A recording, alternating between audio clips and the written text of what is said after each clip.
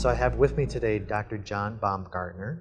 And John, tell me, are you a geologist? What is your actual PhD? It's in geophysics and space physics. And I'm primarily focused on solid Earth geophysics. That means what goes on inside the Earth and also how it affects what happens at the surface of the Earth. Right. But it's primarily solid Earth geophysics.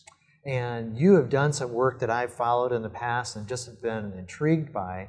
There was a whole article in U.S. News and World Report several years ago on the work that you had done. So here's a secular, popular magazine that had done an article on you. I thought that was really very impressive. Right. The title was The Geophysics of God. And so it was of interest because I was sort of outside the normal framework by bringing God into the picture. Mm-hmm. And so it was primarily of my computer modeling of the Earth and of plate tectonics and of my belief that the flood was a tectonic catastrophe. A lot of plate tectonics unfolded during the few months of the flood, and my developing serious computer models to study that. Okay. And that's what I did for my PhD, developed a 3D model of the Earth. Right. That model is now called TERRA. Mm-hmm. It's still used by research groups around the world today mm-hmm. for studying plate tectonics and how motions inside the Earth affect the motions at the surface. But what I was showing is that when you include the real deformational properties of rock, there's the potential for a runaway instability in the Earth that allows the plates to move many times, 1 billion times faster than they're moving today when this instability kicks in. So it allows basically an overturn of the mantle in a few weeks' time and a resurfacing of the ocean bottom, the ocean floor in that short period of time. And I believe an episode like that occurred on the Earth mm-hmm. during the flood. It's interesting that it appears that Venus has been resurfaced in the not too distant past. Yes. That was a major discovery of the NASA mm-hmm. probe in the early 1990s. Mm-hmm. And it had a side scan radar that was able to penetrate the heavy clouds on Venus and get for the first time a detailed map of the surface, the topography of Venus. So what have you found then from secular scientists? Did you have people contacting you as a result of the U.S. News and World Report article? From secular scientists, not so many. Okay. But it turned out I went to a workshop with my peers about 2 weeks after that article came out. I didn't know what kind of reactions I would get, and it was very interesting. There were people that came and shook my hand and said, absolutely. Congratulations for getting this kind of publicity. That's right. There were other people that just wouldn't make eye contact.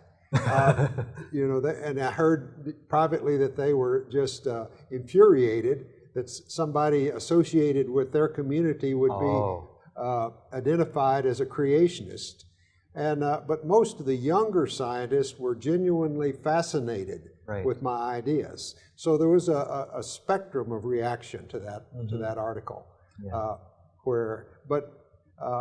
certainly by that point, most of my peers knew where I was coming from, that I was applying state-of-the-art methods, the best computer modeling possible, and to explore the idea that there had been this cataclysmic mm-hmm. Event in the Earth's past where plate tectonics operated at many times faster, much faster rate than it is today, and was responsible for the Genesis flood. Right. It is fascinating because evolutionists would just completely discount the whole notion of a flood, and yet they talk about, isn't it Mars or is it the moon that they thought? Well, Mars, they see all these evidences of water. Of water, right. Erosion, and large canyons and erosional features on Mars. And so they even have the early age of Mars called the Noachian. That's one of the official geological... Was that there was a great flood on Mars?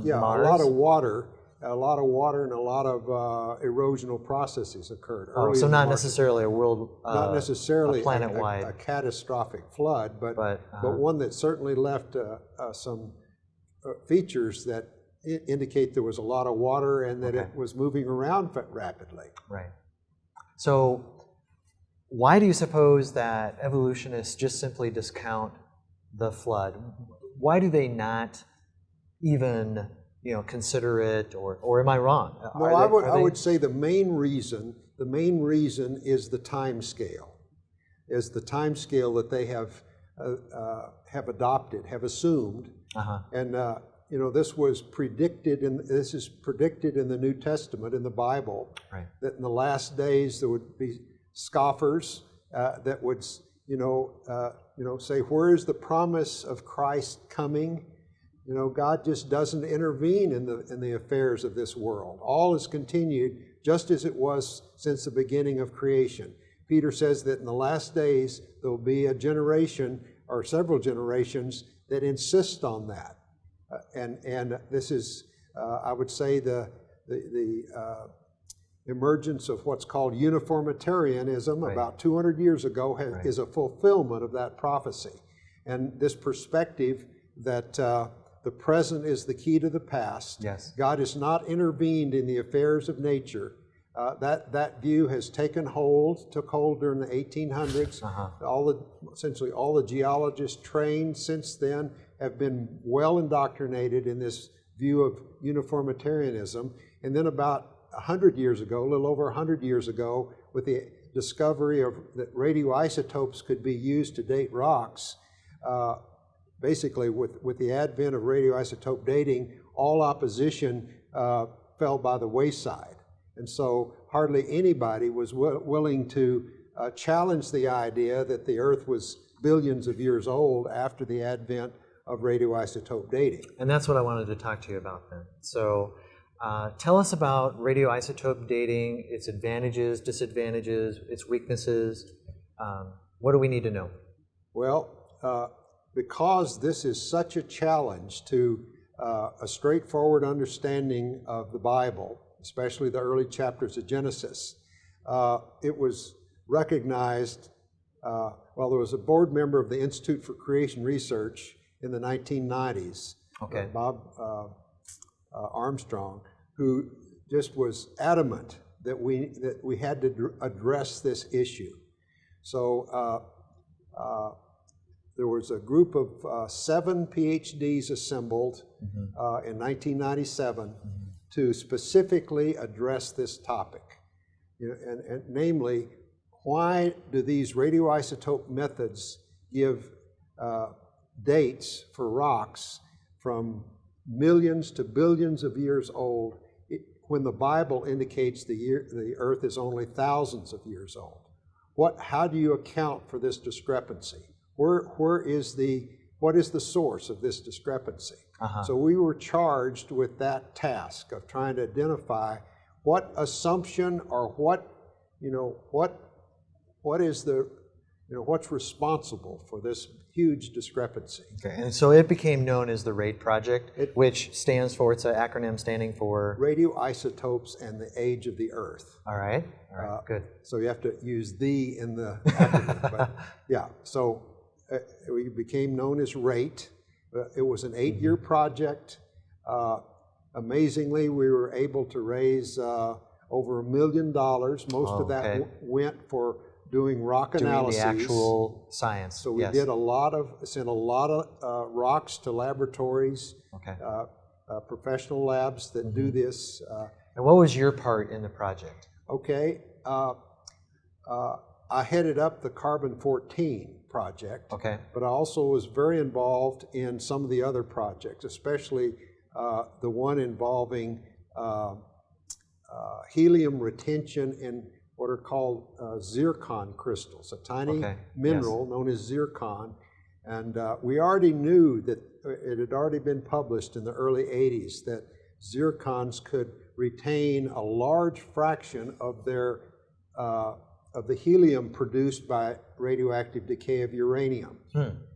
And but no one had ever measured how fast helium leaks out of zircon, what its diffusion rate was. All right. So one of the major things that our rate team did was we contracted out the measurement of the helium diffusion rate in the mineral zircon. Why is zircon important? Why isn't it something else? Zircon is like a tiny time capsule. It's common in granites.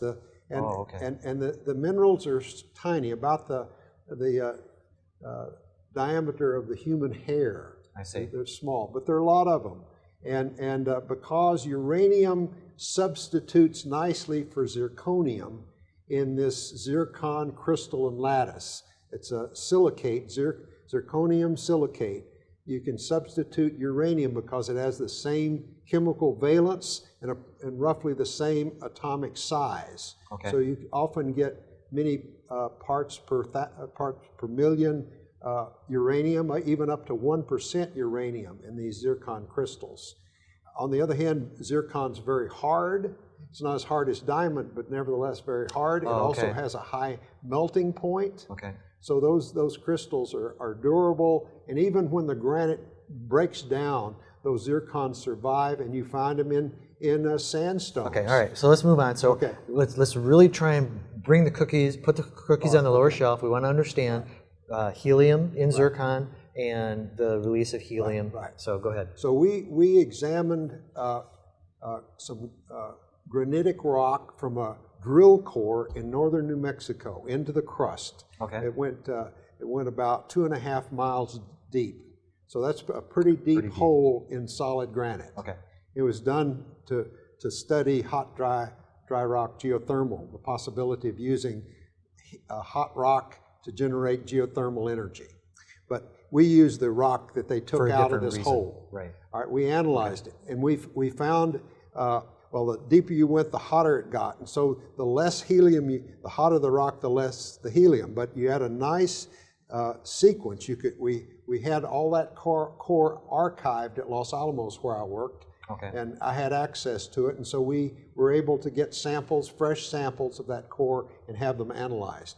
And one of the things we did was is measure the diffusion rate in the zircons. We crushed the rock, extracted, in one case, 1,200 zircons from a sample, and sent them to the laboratory for analysis to see how fast the helium would leak out. If we put them under vacuum, cranked up the temperature, we could measure how much helium came out, how fast it came out, and very precisely determine what the rate of diffusion was of helium through the zircon material.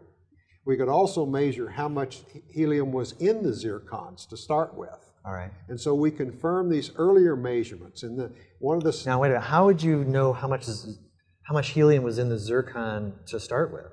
Basically, we heated the zircons enough to extract essentially all of it that was there. We heated it until we got no more helium out. So we allowed it pretty well to exhaust the helium in the samples that we had. So all that was there we got out, and we were able to collect it and measure it. Okay, so we could also look at how much lead. Uranium decays to lead through a series of intermediate steps. I still got it back. All right, so you're analyzing these zircons, and obviously some amount of helium has been leaving. You're analyzing how quickly it's leaving the zircon. How much was there? How much was there originally? How much was there originally? Well, we're able to measure how much lead is in these zircons, and it turns out that when these zircons form, when they crystallize, they exclude lead. So you can assume that there was no lead in the zircons to start with. You can also measure how much uranium is there. So the uranium has decayed over time into lead. Okay. And so that the standard radioisotope age for these zircons, based on how much lead and how much uranium they have, is about 1.5 billion years. So you can calculate, and in the process of going from uranium to lead, there are 8 what are called alpha particles emitted, alpha particle is 2 neutrons and 2 protons. Okay, we're getting pretty deep. We're getting pretty I deep. know, Okay. but that's the same thing as the nucleus of a helium atom. So when those alpha particles come out, they're quick to grab electrons and become helium atoms. So what we found is that based on how much lead was there, that up to 80% of that much helium that would have been produced in giving that much lead was still present in the zircons. And it decreased according to how deep in the hole the core was and what the temperature was. But it decreased in a very systematic way. So the decrease was in the amount of helium? The amount of retained helium. Retained helium. And it was a direct, nice, smooth curve based on the temperature of the rock. They measured the temperature as the core was taken out. Okay, and you're getting to why this is important. All right, the reason it's important is the diffusion rate we measured means that is so high that helium could not have been retained more than a few thousand years.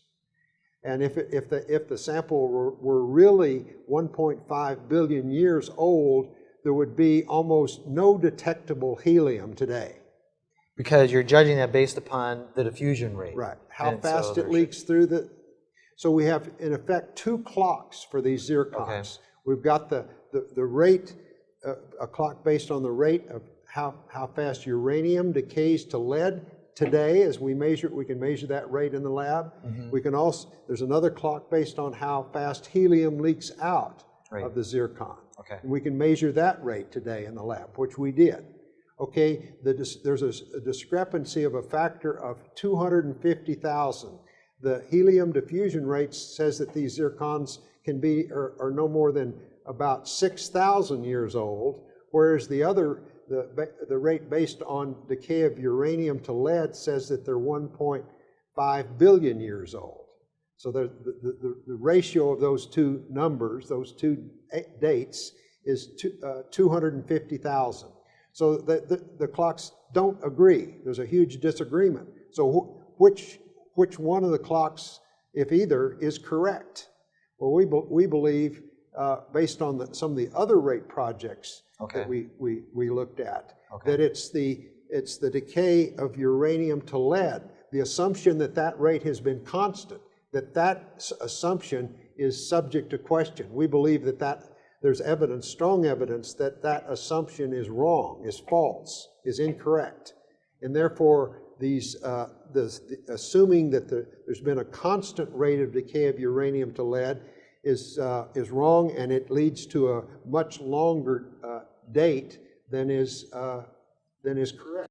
Is this the explanation then that creationists would have for long ages based upon radioisotope? Right. Dating? Our conclusion is that, and we looked at other isotope systems besides uranium and lead. Uranium strontium is another one. Potassium argon. So the evolutionists say over and over and over again, they have the evidence. They have the evidence for long ages. In a nutshell, why are they wrong? They're wrong because they assume that the decay rates have always been what we measure them to be in the laboratory at this moment in time. When in reality, there have been episodes in the past when the decay rates have been much, much higher than they are now and ran up a lot of So is that part of what you had seen in these cores, that it was progressive and then there was a time that it was rapid? In these cores, the rock essentially has the same uranium lead age all the way down as deep as we drilled. It has this, all the rocks give the same 1.5 billion years of uranium decay. Well, but we have rocks from other places around the world, but in general, these crustal rocks have very long ages when you date them and assume that the decay rates have been constant. Okay, so they assume the decay rates are constant, and as a creationist, you have evidence that it was not. Yeah. Where's the evidence that it was not? All right. First, it's the fact that it's impossible for the helium to be retained that long in these crystals. Okay. That's the number one. That's okay. number one. We had several other lines of evidence, independent lines of evidence that are probably too complex to go into, but a phenomenon known as radio halos.